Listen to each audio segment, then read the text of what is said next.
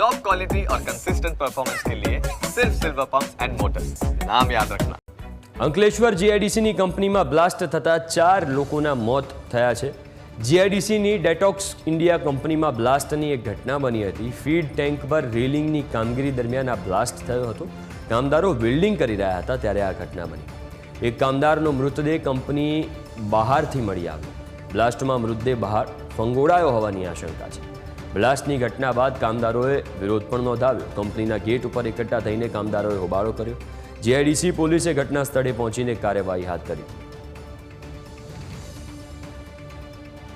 अंदर के मैनेजमेंट जो कि 11:30-12 के बीच एक्सीडेंट हुआ है, अभी तक उनका काउंटिंग चालू है और बता भी नहीं रहे हैं कि वो गया कहाँ। धीरे धीरे ये लोग बॉडी निकाल रहे हैं। एक बॉडी वो जंगल में छुपाए हैं, अभी जो मिला है आप जाके कवर कीजिएगा, वहाँ बॉडी पड़ी है।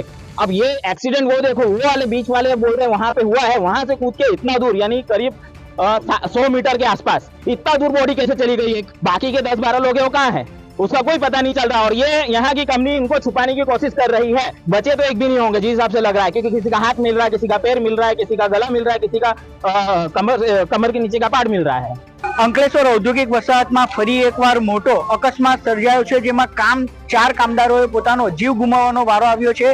અંકલેશ્વરની જે detox India private limited company છે, તો તેમાં આજ રોજ બપોરના સમયે પ્રચંડ ધડાકો થયો હતો અને તેમાં નજીકમાં કામ કરી રહેલા 4 કામદારોના જે છે તે મોત નિપજ્યા હતા। ત્યારે જે નજીકમાં જે વેલ્ડિંગ કામ ચાલી રહ્યું હતું, જે પ્લાન્ટ હતો તેમાં જે ટાંકી પર જે રેલિંગ બનાવવાનું વેલ્ડિંગ કામ ચાલી રહ્યું હતું, તે દરમિયાન આ પ્રચંડ ધડાકો થતા 4 કામદારો મોતને ભેટ્યા છે। ત્યારે આ પરિવારના દ્રશ્યો તમે જોઈ શકો છો। પરિવાર જે કલ્પાંત કરતો જે છે તે નજરે પડી રહ્યો છે, કેમ કે 4 લોકોએ પોતાની મહામૂલી જિંદગી ગુમાવી છે। પોતાના સ્વજનો ગુમાવવાનો દર્દ અહીં જે લોકો છે તેના પર સ્પષ્ટપણે જોઈ શકાય છે। ત્યારે હવે તંત્ર અને પોલીસે પણ તપાસ શરૂ કરી છે। ઇન્ડસ્ટ્રીયલ સેફટી એન્ડ હેલ્થ વિભાગ, ગુજરાત પ્રદૂષણ નિયંત્રણ બોર્ડ અને પોલીસના ઉચ્ચ અધિકારીઓએ જે સમગ્ર મામલે છે તો સમગ્ર મામલે તપાસ શરૂ કરી છે। આ મામલામાં અન્ય જે 4 કામદારો છે તે પણ ઈજાગ્રસ્ત થયા છે, તેમને સારવાર અર્થે ખસેડવામાં આવ્યો છે।